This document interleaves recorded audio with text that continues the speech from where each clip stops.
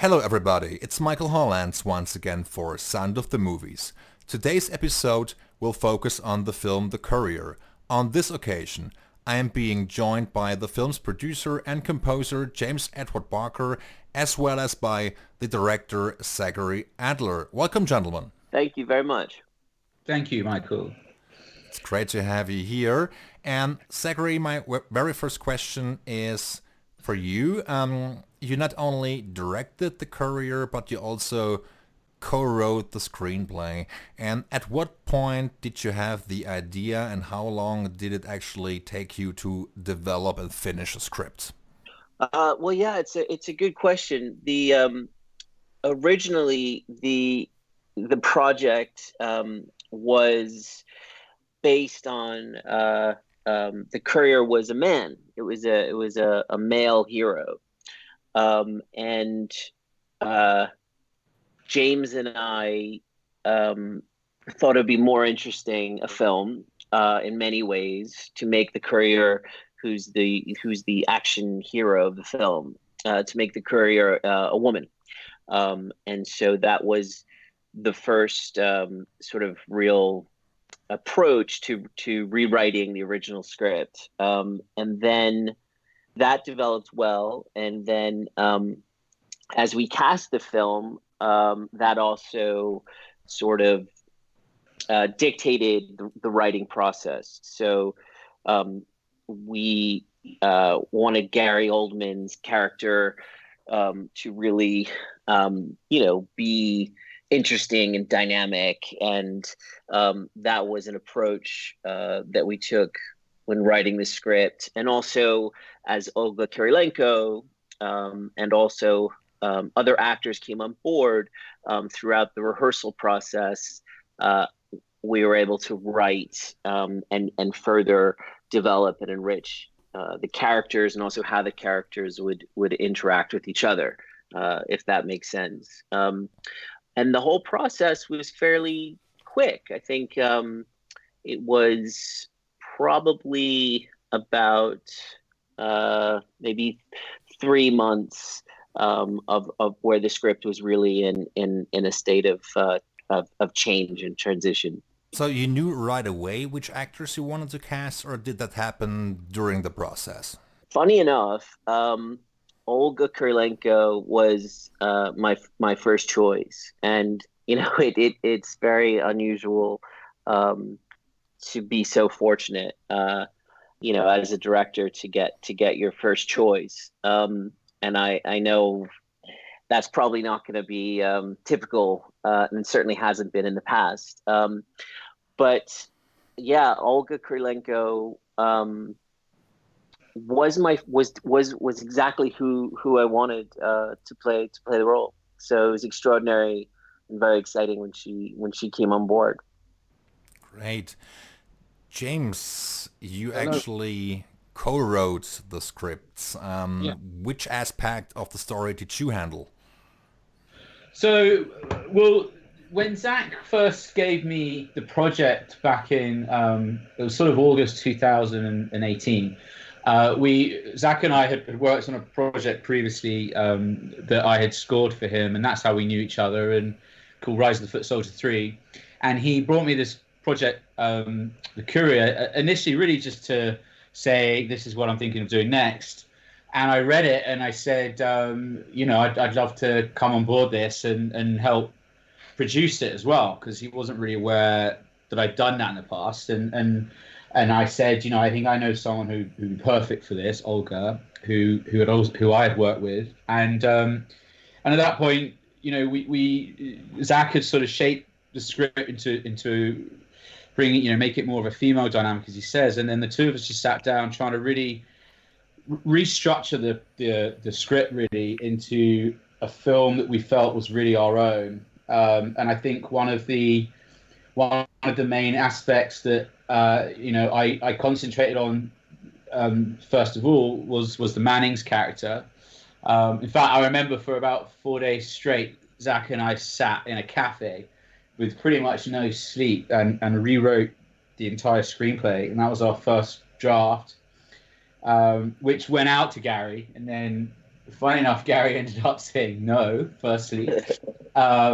And so then we were like, okay, what's wrong with this? And I think we felt, before we were trying to maybe shape it into something that wasn't true enough. It didn't feel like it really had enough of our heart in it. I think that's what we felt after that first no. And Zach and I have had very different backgrounds, and Zach has known some characters in his past that have been friends with certain members of groups in New York, and we wanted to sort of shape part of Mannings's character on some of those people that we knew sort of third hand, etc. You see what I mean? And sort of bring real traits into it, like the eye patch and where he came from, Mannings's background, and Zach also knew someone who very close to him who was arrested at a funeral once. So we thought, well, let's bring that in. That's extremely, theatrical. And then, we dug deep. We dug like a lot of Mannings's character is based on someone I know from my life. A lot of the lines he says, and I think it's really important to, as a writer, to not try and sort of be like someone else. It's to look at your own life and what of your own experiences or people who they won't mind, hopefully, you bringing in to the screenplay to make it, to make it really sort of stand up and be a lot truer and, your heart on your sleeve sort of thing. Zach, James, this question is actually for the both of you. How do you bring a script to life? We're talking about a fairly fast-paced action movie. What are the most important aspects, or let's say quote-unquote rules, which you have to observe to get it right? Zackary, your turn. I think the pace is very important. I think that with an action film and with a thriller, you're taking the audience on an adventure. You're sort of taking them on a ride. I think good action films are experiential, and I think that if you can keep I think that's keep the pace moving, keep it engaging, basically not just not be boring. If you have a good pace is key. I think dynamic action sequences or fight sequences that are visually arresting, and are innovative and they're exciting to watch is key. I think, which I'm sure we'll talk about more, a score that drives the film and helps carry it. The story is key. And I think strong performances are key for any film. And I think, especially in an action film, you generally do have, that star that has it has to carry the adventure. If you see what I mean. Absolutely. James, what is your take on that? And Zackary, thank you for your elaborate answer. Well, yeah, I think going in, we knew we were going to have budget restrictions. Zach and I have only made a certain number of films each at certain level, budget levels, and we weren't going to get handed 100 million to make this movie. So I think going in, we were very aware of the restrictions, and we had to be very creative into how to make the best use of the money and the talent that we had, in order to make it a very dynamic and fast-paced action movie. And I think one of the things Zach said straight off the ground was if we break it down, there's four main action sequences we've created here. How do we make them most distinctive from each other? That was which Zach sort of touched on there. That was one of the main things we concentrated first. And and what happens between them. We don't just want to be extremely generic. Like, obviously we are down the middle a genre film, but also, you know, how can we be creative? And one of those things was Zach's idea was, you know, what if all the power went out and we shot it all in red, you know, red lighting, which made one of the scenes extremely distinctive, and the other one was, you know, it's shrouded in smoke from a smoke grenade, you know, so that gives that its distinctive element. Another one we wanted to be very natural light, like very real. That was the falling down the stairs sequence. And so, you know, it was really about finding the different sort of tonal qualities to those fights, and then sort of between them, we wanted to have a bit more heart than the usual, you know, usual action film. So people really connected with the characters, and we created an interesting backstory, which the Courier, Olga's character, you know, relates to halfway on in the film. And Nick himself, you know, he's a fish out of water. He is. He has an emotional backstory too. You know, he's very out of his depth. And if these two met in a pub, you know, if the Courier and Nick Murch, the witness, met in a pub, there's no way they'd really get on. So you've thrown these two together in this situation where they have to work together in order to get out there alive. And we thought that was really interesting. Just going back to the gender thing very quickly, I think, you know, in your stereotypical action film, it is a man, you know, who's the main protagonist with a female sort of supporting lead who he's normally helping in whatever situation it is. And in this one, we wanted to completely gender reverse that. So it was a female action hero carrying a guy who, as I said, is fish out of water, really doesn't know what he's doing, and doesn't really sort of, you know, he takes the whole movie to muster up the strength and courage in order to help her back. And I think that's what we found really interesting about it all. Zackary, when filming the action sequences or when filming a movie such as The Courier, which elements usually strike you as most difficult? Do you at times worry most about cinematography, or is it setting up the shots? Which aspect do you usually find most stifling, or which aspect is the toughest one? In general, I think that it all has to work together. So I think that the toughest aspect I always find is pre-production. You know, it's the time leading up to the shoot, because that's when you are sort of doing all the preparations, and it's almost like the decisions that you make and what you end up with is then makes the film. So I find that stressful because it's really, everything has to come together. It's countdown as well, isn't it? It's the countdown. Yeah. I find the filming itself, I tend to enjoy, and I also I love the post-production process. You know, where you see it start to come to life, and you know, in terms of cinematography and stunts and working with actors, I think that when you're doing an action film, what can be very challenging is to do some of the sort of stunts we did for the Courier.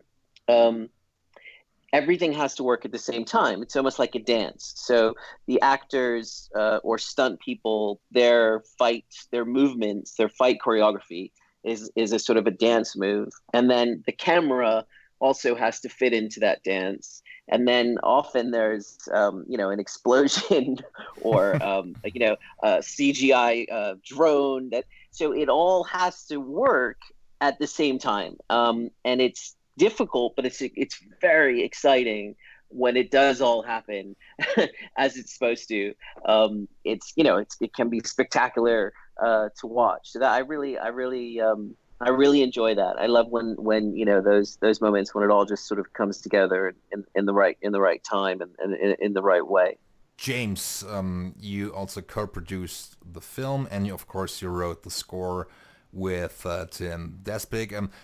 At what point did you start to collect your first musical ideas? Was it when you started writing the script, or was it during, or when the film was finished? Did you visit the set? How did you conceive your first idea?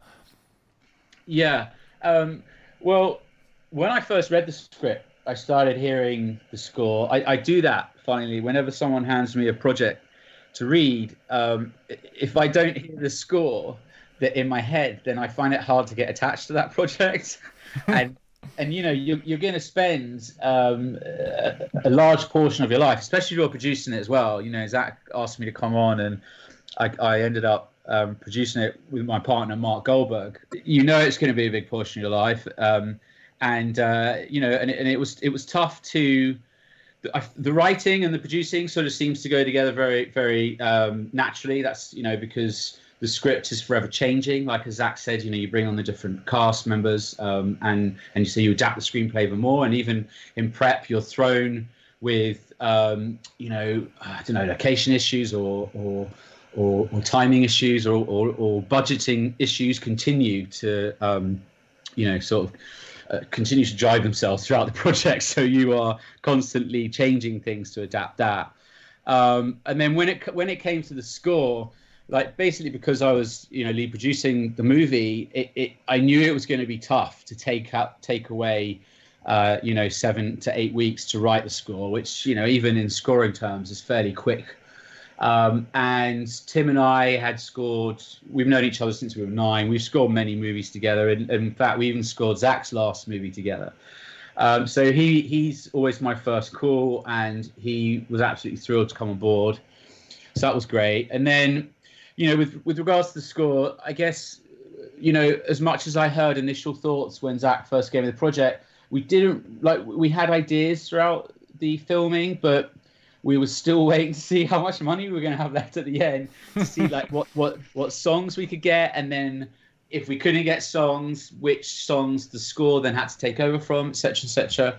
And when Nick started cutting the movie, Nick's amazing in that he doesn't cut the movie without any score. He's still the only editor I know that does that, and I worked with him on a project back in 2007, and it was amazing because he handed me this fully edited film and just said, go write the score, sort of thing, with the director. And Zach pretty much Zach was very much supportive in exactly the same way, which gives you incredible amount of creative sort of freedom, and it gets those juices flowing so much so much better, really, in a way. It's very exciting. And so, when we sat down beginning the edit, I would sit there next to Zach. We were both there every single day, 3 months ago it was. And I would sit there with my headphones on sometimes, literally just building up a playlist of all these scores that I loved, that I thought might work with it. And then I would, Nick would be editing, and we'd have our own screen watching the edit. And I just sit there watching his cuts as he do a scene over and over again, just keep playing these scores to myself. And eventually I got to the point where I thought, this is a really cool sort of temp soundtrack I've got. And then I started playing them with Zach, and he loved them, and he had some ideas himself, so we incorporated them, and it was a bit of back and forth. And then we started testing them, and we for the director's cut, we did we put some of these temp tracks to them, and it just worked really well. In fact, I think we only changed 3 tracks or something, and there's 93 minutes of music and score in the film. So yeah, and that's kind of how it got up. So literally once I got to bringing Tim on to help me, it was a very quick and easy direction that I could sort of bring him up to speed on from Zach. That this is the way we're going to go, and this really works. And so we achieved a very big score very quickly. It was exhausting, but it was quickly. I can imagine. James, was it actually a split score to a certain degree, or did you and Tim work closely on most of the cues? No, we worked very, very closely. So, I had initial ideas. Like the way Tim and I work best is I give him the film, I tell him the way in which, I think the way that the direction we've chosen, and then he goes away for a week and a half, and I go away for a week and a half, and we come back and we say, okay, what have you got? And then it's like, all ammo on the table. Let's see where we are. Tim always has a million ideas straight away, which always frustrates me because it takes me as a composer. I always panic whatever film I'm on. Like I start hitting my head against a brick wall, and it's not until I'm on the floor crying after that week that finally I get an idea. So I get very frustrated with Tim because he comes up with ideas so quickly. But then we get together and we go through them all. And we work out between us. We leave the egos at the door. We're really, he's really good at that, and I like to think I'm pretty good at that with him. And we have a shorthand, so we get to know where we are pretty quickly. And Tim probably worked on about 65%, I reckon, of the score, like with me, and then I did stuff on my own as well. And then I also had a guy called Robin Warren, who writes under the name Robin the Fog, who I used to be in a band with at school. And he writes very, very strange experimental electronic music, like very ambient stuff. He actually writes all his stuff based around feedbacks on old tape loops. And I just knew that stuff would be great to accompany the more sort of orchestral and effects-based stuff that I'd written for When She Is on the Chair, which is used both at the beginning of the film and there's like a 8-minute piece in the middle. And so I knew his stuff would be very haunting for when she gets shot by the sniper and then she's there on the chair at the end and you're not sure whether that's the end of her demise or not. So I brought in Robin for that. And then Zach was always very keen from the start to have a track for the opening credits. And we had a track that we loved, but unfortunately, just because of the budget, we couldn't. We tried to sort of get it, and we couldn't for the money. So I ended up adapting a track that Tim and I had written for halfway through the film, where where the witness sees Mannings kill someone, and we used that piece as the backbone. And I put together a very rough edit for about like a minute and a half edit. And I sent that to a friend of Zach's who we brought in called Sadie Pickering, and her writing partner Marcus Wilden, and they wrote some lyrics. They spent about a week. They sent us some suggestions. I think Zach sent some back. I might have sent some back, and then they sang these lyrics over the top of this little demo. And then I managed to get, I think, a 36-hour window during the mixing of the film where I ran back down to my studio from Elstree. And I literally spent 36 hours straight making a new opening titles track, cutting together all her lyrics, like trying to make them work, and then making this sort of 2.5-3 minute piece. And went back to Elstree the next day, having not slept, slotted it in, and luckily Zach loved it. So. Zackary, how do you as a director communicate what you want a score to sound like? Well, it's interesting with James. Just a little background. I had been sort of, I guess it was about 2 years ago now, maybe a little longer. I really felt like I was missing something as a director, and I felt like I was missing a collaborative relationship with a film composer. And I sort of looked at these celebrated relationships like Steven Spielberg and John Williams, or Alfred Hitchcock and Bernard Herrmann, and I kind of wished that I would be able to find someone who was brilliant at score. And I found this person in James, and was very exciting creatively to be able to have that that faith and that collaboration. And then it turned out that James also has this other ability and career as a producer. And when those two things came together on the Courier, it was particularly exciting because it gave an opportunity, really, I think, for probably the first time, certainly in my career, to very much be collaborating with the film composer from every part, from the very beginning of the process. So there, is in the opening of the film, there's a sequence where Gary Oldman's character is sort of the puppet master of what's unfolding, and the sequence visually unfolds with all the characters doing what he sort of has planned for them to do, and the music drives that along. And then when something goes wrong, in this case, Olga Kurylenko's character, the courier, doesn't die because she's wearing a bulletproof vest, then the needle skips and the music and the score changes, and the action sequences of the film essentially begins and kind of doesn't stop till the end. So in that way, having the language of cinema being written with the score, and the score being so integral in telling the story, is very exciting as a film director. And in terms of how to answer your question specifically, in terms of how I direct the score, I think that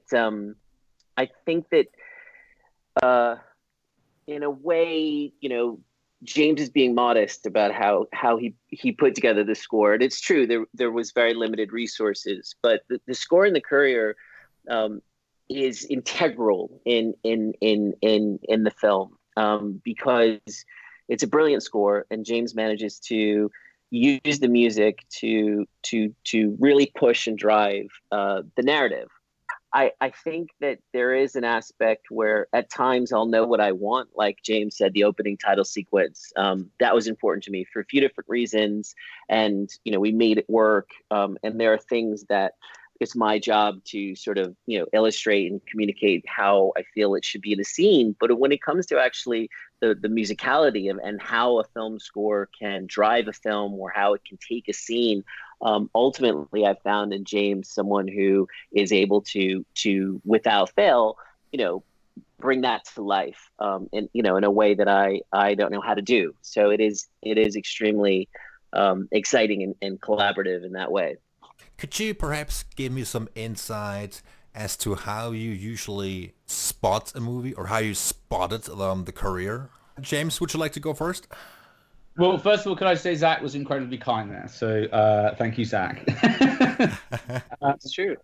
And I think with spotting the movie, as I said, I would sit there with sort of headphones on, like looking at what Nick was cutting, and it's funny because I do that, and then Zach, who was sitting literally like 3 inches away from me, would have his laptop out, and every now and again I'd have an email pop up with a track that Zach sent me, as if I was sort of 3 miles away from him, sort of thing.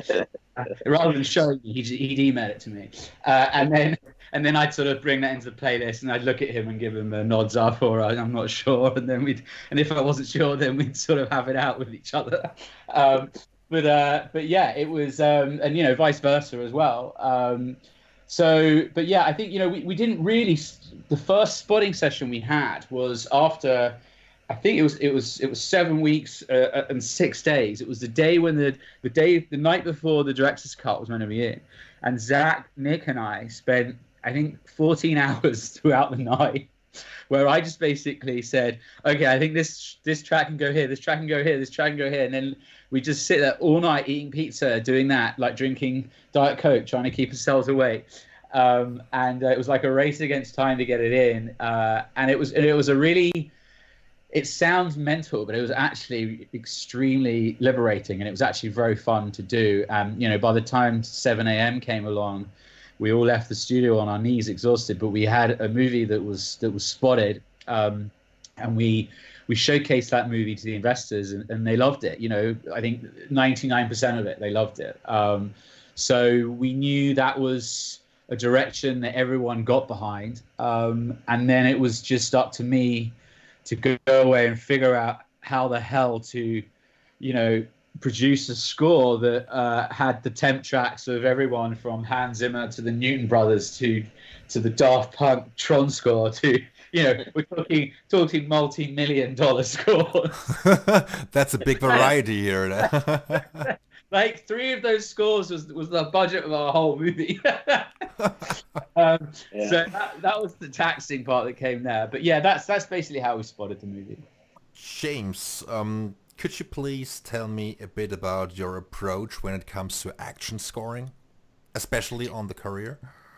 Yeah, I mean, action scoring is a lot more intense than most scores. I can give me a drama anytime. or life affirming story, and I just seem to be able to pull on the heartstrings pretty easy. Like that's, I can just bash those out, and I mean that in the nicest way. I love doing those scores. But when it comes to an action score, you really do have to take a deep breath before you jump in, because it is full on. It's not just about the pace; it's about the instrumentation that has to get behind that, and the level of producing. I'm talking about music producing and mixing. Allowing that track Zach was talking about, where Mannings listens to the record player. We went and re-recorded part of a Rachmaninoff Piano Concerto Number 3, which is what he starts listening to, and then it turns into a house track. But it goes through house, it goes through a bit of trance. There's some thrash metal in there as well. It's a full-on track, a 5.5-minute track that can't let down. It's encompassing four different storylines at once that all intertwine and keep building up. You've got to have that tension building.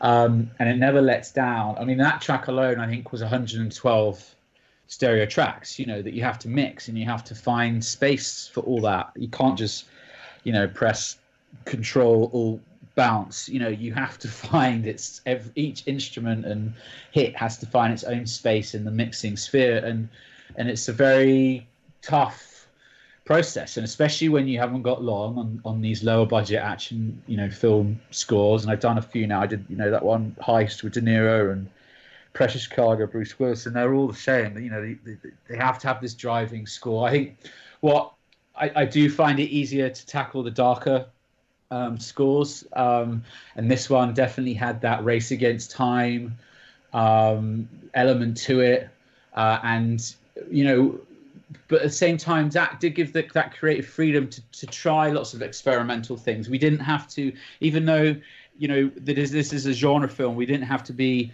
straight down the line with the score. There are a lot of experimental things and recording techniques and instruments and guitar pedals that find their way in there, and that was a great joy to try those cool things and these production frills and all that sort of stuff. So I think if someone is asking for advice before they do jump into an action score, yeah, it's a huge thing.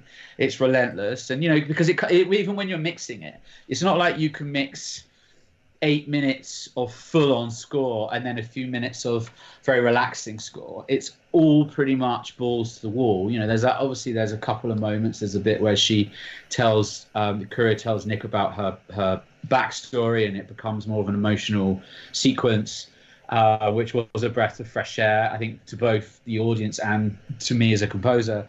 But yeah, it is full on, and it does spit you out at the end, completely exhausted. but it's very satisfying as well. Great. Thank you very much, James.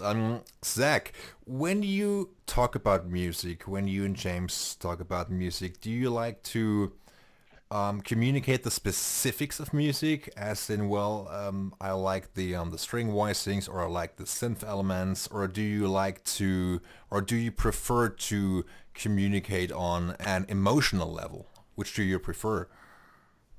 Yeah, I think I think it is an emotional level, and I was thinking about, even when I start a project, sometimes even before approaching the script, I'll put together a playlist, and so to try to articulate what that is, and then what kind of music James and I will look at for reference, and I suppose what in a way becomes the spotting session.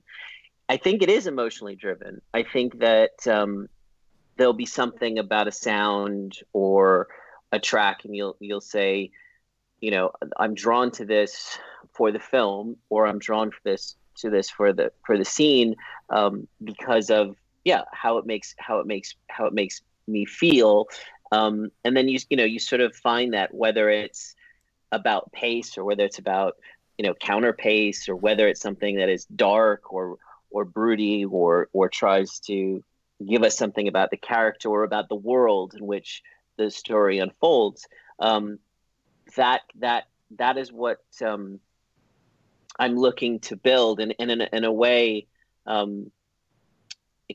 it's quite definitive in terms of what how the film develops. A lot is about that sort of tone that I try to find with the music, and I think it is almost like an editorial process for me, where it starts with these elements that I'll grab. Sometimes I'll understand exactly why. Sometimes I don't know why, and then luckily, James and I are close enough that I can be that honest and say I don't really know why, and then and he can go, well, and he'll go, no, it doesn't work, and I'll go, okay, and that's okay to fail as well, or he'll go, oh, I think it's because of this, and he has the language of a musician to understand not only technically what that is, but also sometimes whether it is an emotion or something about pace. So it is. I find it fascinating and important. Sort of a part of the process from the very beginning through shooting, and I often will irritate sound people because I'll just not listen to them and I'll play some music, and it makes it totally crazy, and they're like, why are you doing, it's like I've done like eight films, like I know how it works, like I get it, it's a, from their point of view, it's a terrible idea because because I'll play it from like a little speaker, and it's just. But I think it's important sometimes to do that, even though technically that is probably disruptive. But it's important, I think, sometimes to do that because you want everyone to try to experience that feeling, and sometimes music is the way. That's or a big part of the way that's going to be expressed in a film. Yeah, sorry, can I just quickly? I have to say, Zach, I'm really sorry. I literally just reminded me. I completely forgot that you did that playlist for the shoot, didn't you? And we were listening to it on the when we were doing the night shoot as well and stuff. I know I drive everyone crazy with that, but I think it does tend, it pushes us along the right. It's important for me, and I think everyone on some level, because it does, even though that's not, of course, necessarily going to be the music we end up with in the final product, it does, it pushes us in a certain way when we're making a film, and that I think is important. Yeah, it aligns people, doesn't it? Yeah. How do you deal with industry demands when working on a picture? How do you deliver what you think is appropriate, even though when the industry tries to put you in a box, so to speak? Zackary. God, now we're getting serious, aren't we, Michael? Is it too serious? No, I'm pulling your leg.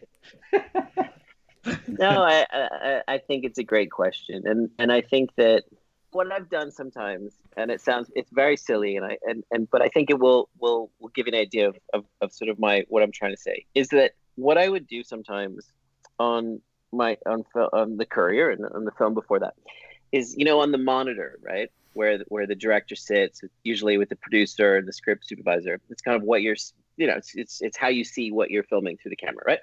So you have a monitor, and they call it Video Village. And what I would do is I would take a cup that I would drink coffee in, and I would draw a little face on the cup, and I would call it Carl, and I would say Carl is watching. And the reason I would do that is because it's a reminder for everyone that what we're doing is for the audience. What we're doing is for the person that watches the film.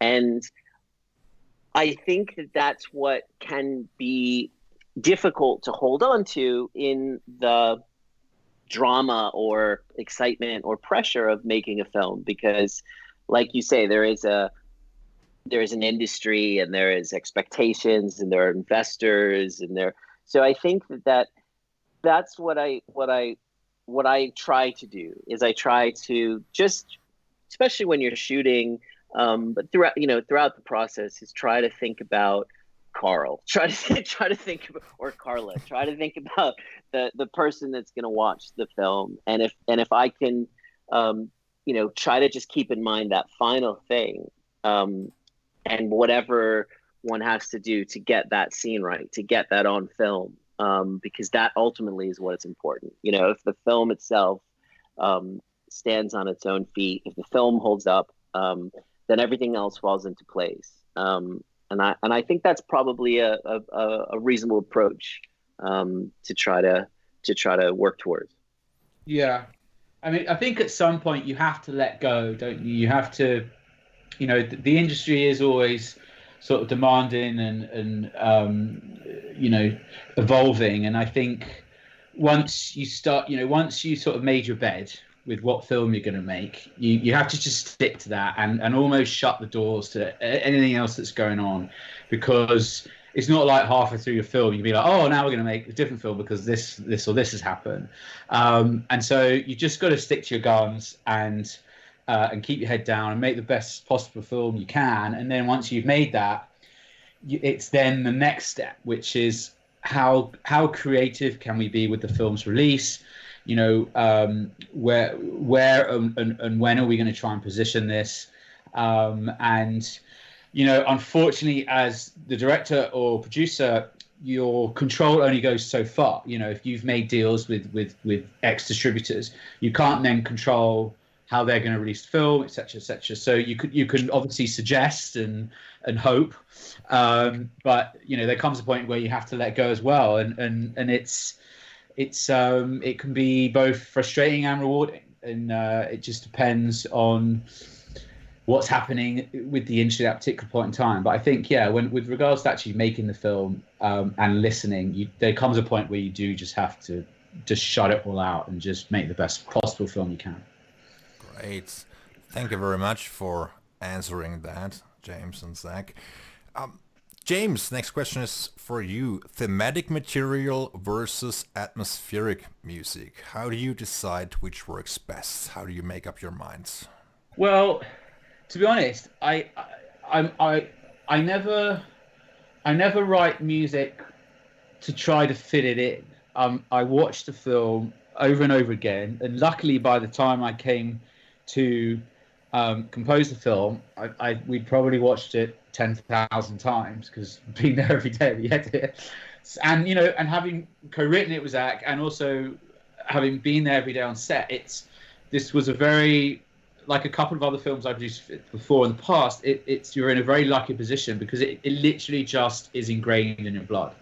You don't have to, you know, on most films as a composer, you're given it at the 11th hour, and you then have to watch it and figure out very quickly, like learn the movie. Do you know what I mean? You have to watch it so many times to learn it. Where is this movie going? Which characters do I have to follow? Where's the tempo? How do I build the arc? All those sort of things. And how ultimately do you deliver? Do you know what I mean? Sure. And work backwards in your time scale. But I think with this one, definitely, it was just so in my blood. I so knew where we needed to go. I didn't necessarily know how to get there, but I knew where we needed to go, which took off so much pressure. And then with regards to the atmosphere and the manic, it was, you know, it's what the film requires you to do, and I don't mean that in a weird sense. I do just write. It's like the film tells me what to write. I don't have an academic music career. I've taught myself, and I do just do everything by emotion and what something is, what I feel. Do you know what I mean? So however that scene makes me feel, and then yeah, you know, sometimes you get it wrong. Sometimes you got to smooth it over, and you got to work on the changes and the arc a bit more. But that's how I let the film dictate the score rather than the other way around. If you try and push it the other way around, most, you know, 9 out of 10 times it fails. And you know, I have done that in the past. I have tried to, you know, I've been writing a particular genre or type of music, and then I got offered a job. You know, I've been writing it for myself, and then I got offered a job, and then I'm like, oh, I'm going to try and push some of this in there, and sometimes it just doesn't work. Trying to sort of put a square shape in a round hole. Do you know what I mean? You really have to let the film dictate it, and you know, when I get stuck, I give Zach a call. He's not very far away. And he always gives great advice. And again, Zach and I have spent so much time together in the last 2 years that, again, you know, we leave the egos at the door, but at the same time, we know when the other person really feels a certain way about something, really is really behind a certain idea, and you kind of you go with that. Yeah. It's about working together. It's collaborative, as Zach pointed on earlier on in the interview. Zach, after having shot a day's work, how much time goes into preparing the next day, including watching dailies? It's a good question. Often at the end of the day, I think without fail, I will look at some rushes. So I would look at just sort of what we shot. There's generally not enough time Sleep. to sleep, but there's generally not enough time with these kind of schedules to watch everything and sort of. But you can sort of get an idea, see how, make sure the photography's okay, watch enough to to make sure that you can move on sometimes. So that that's also one of the luxuries of shooting digital, which is very liberating.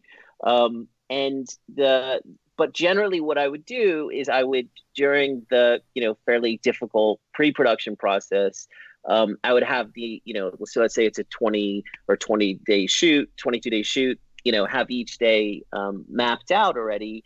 So I would have it, a shot list and have a storyboard, and then if there are adjustments throughout the process because of falling behind or getting ahead of schedule or making a change from something we've been able to see from the rushes, then we can make those adjustments. So I think a lot of that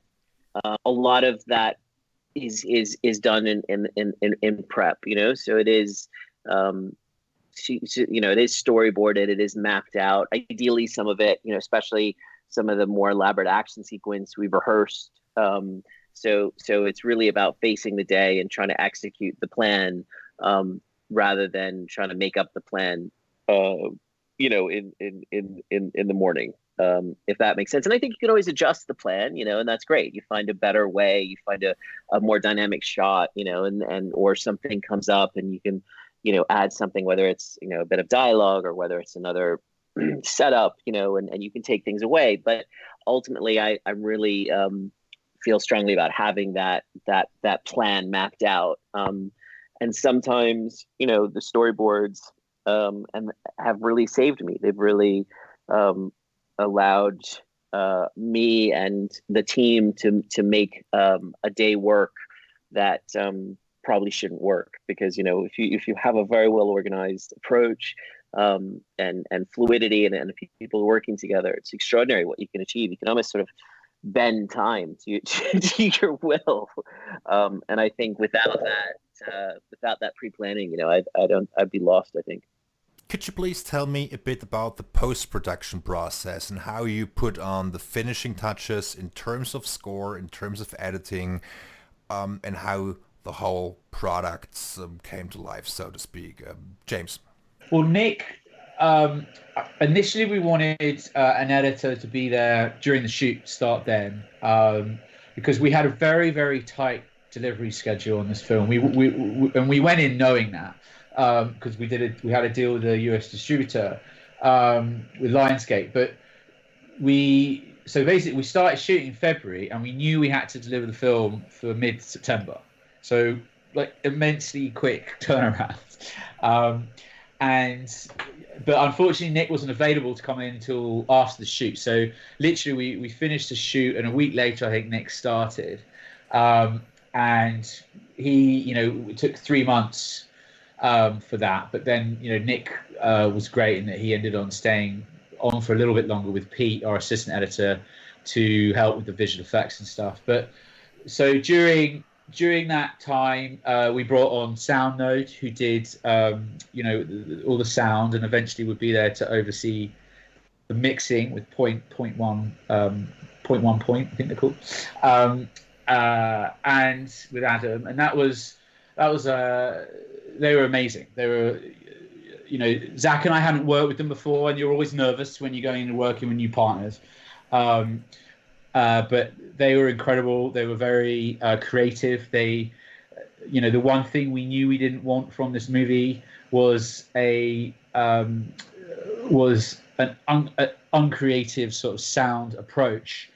To the fights, for example. We didn't just want to bring in all these hits you've heard before. Like, let's really try and make all these fights distinctive, not just in the look and in the edit and in the grade, but also in the sound and the score. Like, let's really make these fights distinctive and standalone.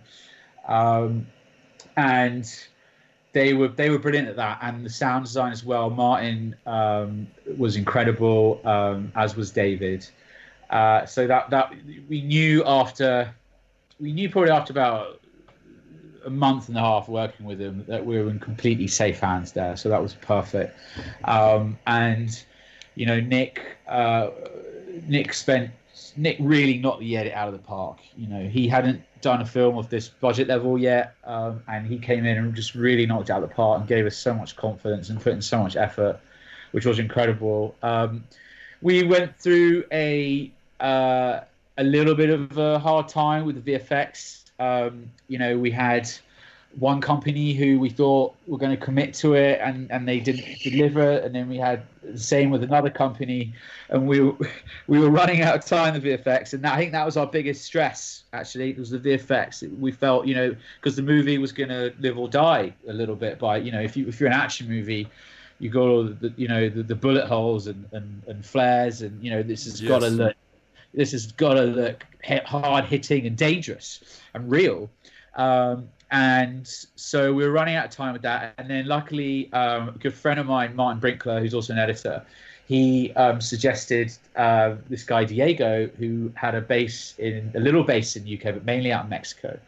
And Diego flew over, and he was just incredible. And literally, he probably did what most visual effects people would do in 6 months it must have been about 6 weeks. And not only that, he did it to a level that we just didn't expect with the money that we had and the time that we had. He was incredible. And once we saw those come in, Zach and I breathed a sigh of relief and sort of said, hey, we got there in the end, third time lucky, sort of thing. And that's sort of really how it all played out, And we had Paula, our post-production supervisor, who was great. She was cracking the whip whenever we needed to, even whenever we needed her to do, even when we didn't appreciate sometimes, we did in the end. She was very good at rallying all the troops and getting everyone, on time and on budget. So yeah, it was that's how it played out with it. Zackary, how do you experience post-production as a director? Yeah, I echo what James has said. It was a fantastic experience on the Courier. We had a great editor, and we were working at On-Site in London, which is a very cool post-production facility. And because our deadline was very ambitious and very tight and very firm, like it was not an option to fail, we had to do a lot of all-nighters.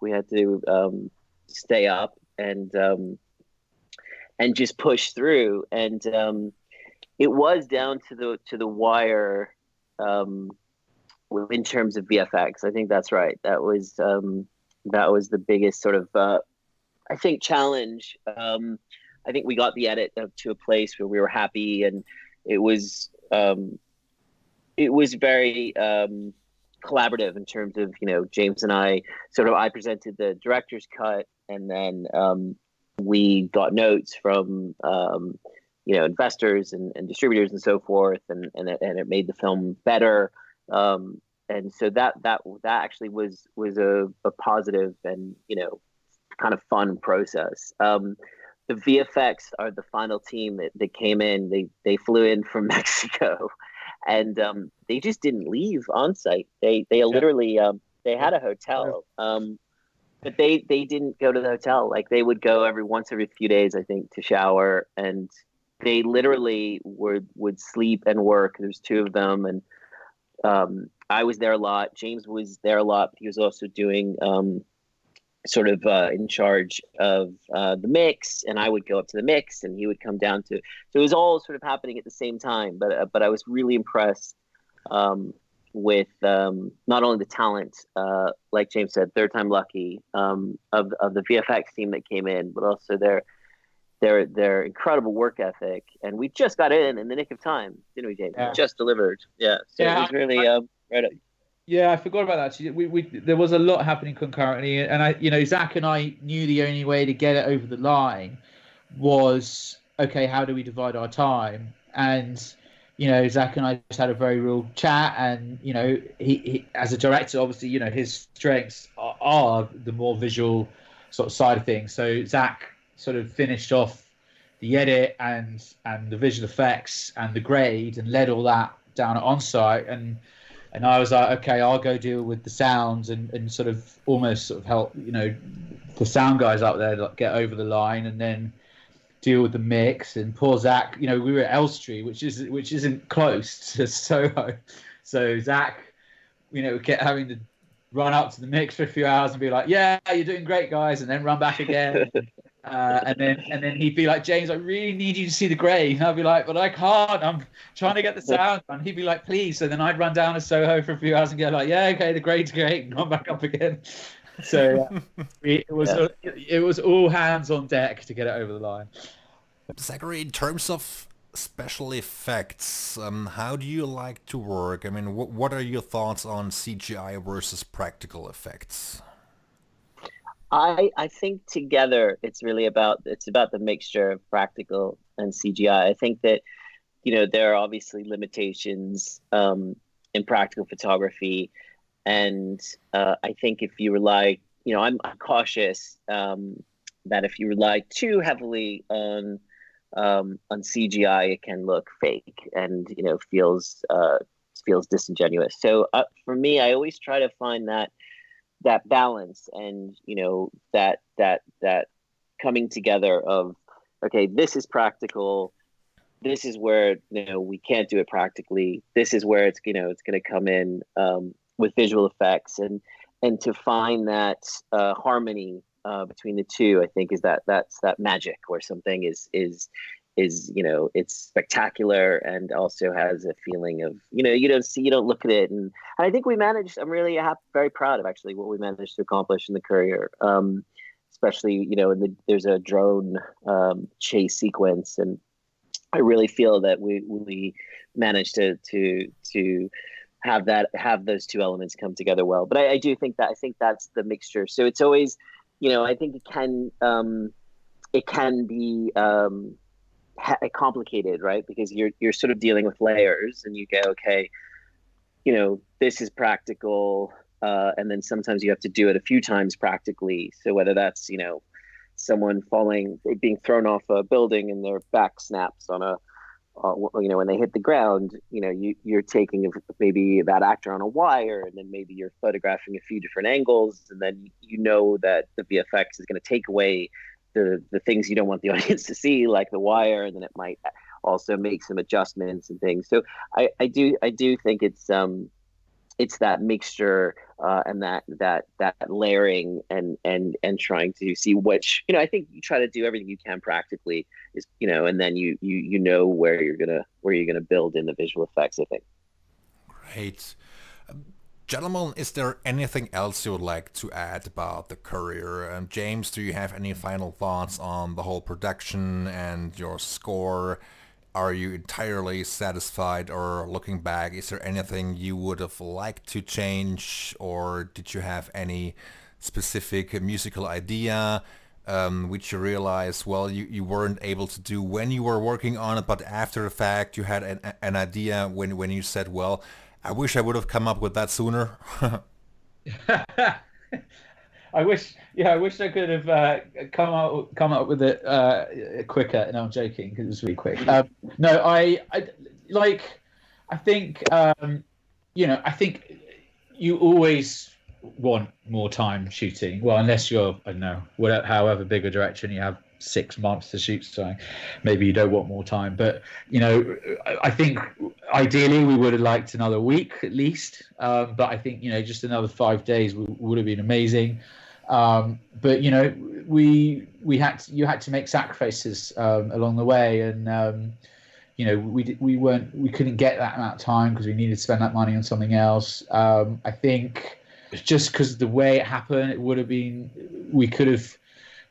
nice to have a longer 2 weeks, to deliver the film. But having said that, the whole hands on deck thing, the whole manicness of it, we got it over the line. And I think sometimes when you're working under stress, it does change you. When you're a creative person, you deal with it. You either completely implode or you deal with it. and everyone knew what we were going into. Everyone knew the budget restraints. Everyone knew the time constraints, and we just dealt with it. And everyone dealt with it very well. Zach and I had our moments, and we had an amazing partnership whereby we would big each other up and inspire each other and help each other along. And I think if I'm being brutally honest, the only thing I would have liked is a slightly wider theatrical release, both in the UK and in the US. But having said that, we're getting amazing feedback from punters, and as long as people are seeing it, we don't really care where. We obviously would have liked for them to have seen it on the big screen and with all that big sound mix we did. But if people are seeing it and they're liking it, then that's the main thing. And I think it's been a great calling card for Zach and my. This is the first film of Zach and my new company, which is called Roller Coaster Angel. It's a great calling card, and Zach has been, as well as Zach has been getting offers from around town to direct other films and bigger films. We've got another film we're trying to get set up at the moment, and we're getting amazing reactions from the script. Again, we've co-written a script, and so we've co-written it, and Zach's going to direct it. I'll produce it, and hopefully I'll get to do music if Zach chooses me. And that's the best you can hope for out of a film. So in that scenario, I punch the air and say, "Hey, we did it." So, Zach, how about you? What are your final thoughts on the project?